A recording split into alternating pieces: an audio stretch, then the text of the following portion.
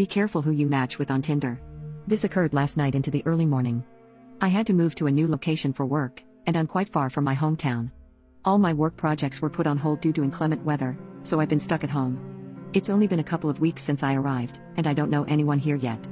After spending the entire day watching Netflix, I decided to take an Uber to a nearby bar to have some social interaction. I had recently met a guy on a dating app, and we had been chatting about the possibility of meeting up later in the week. I thought it wouldn't hurt to invite him to join me at the bar, and he agreed.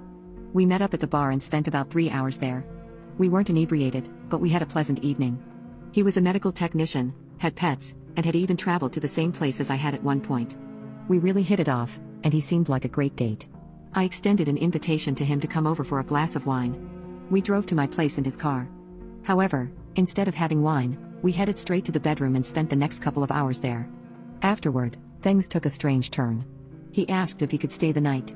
I usually prefer my own space when I sleep, but I agreed. Suddenly, he became extremely clingy, like an 8th grader with his first girlfriend. He cuddled me, which wasn't terrible, but it felt as though he was trying to envelop me with his body. Then, he unexpectedly buried his face between my chest and said, "I just love you so much." I laughed, but it felt quite forced. I was getting increasingly uncomfortable. I pretended to text on my phone until he fell asleep. Once I was sure he was asleep, I moved to the couch to sleep. At around 5 in the morning, he entered the living room and threw a fit because I hadn't slept in the same bed with him. I told him I had trouble sleeping, and he was starting to get on my nerves, so I asked him to leave. He didn't pick up on the hint. He helped himself to a beer from my fridge while singing a song.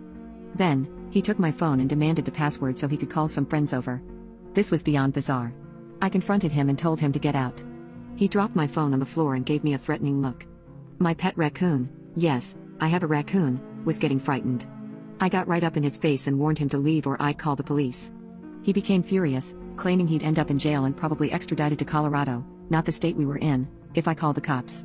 At this point, I was genuinely scared because I realized I had no idea who this person really was. He went into my bedroom and started rummaging through my undergarments. I grabbed my phone to call the police. I still couldn't figure out why he was behaving this way, other than possible mental instability. Anyway, he came out holding a pair of my panties and rushed toward me, knocking the phone out of my hand. I grabbed my hunting knife from under the coffee table and swung it at him, but it missed. He started crying and ran off. His reaction was far from that of someone in their right mind. I followed him, not to harm him, but to ensure he was leaving. He got into his car and drove away. I called the police and filed a report, explaining his bizarre behavior. They checked the name he had given me, but nothing came up.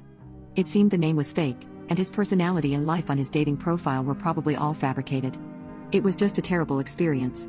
So, how's your morning going?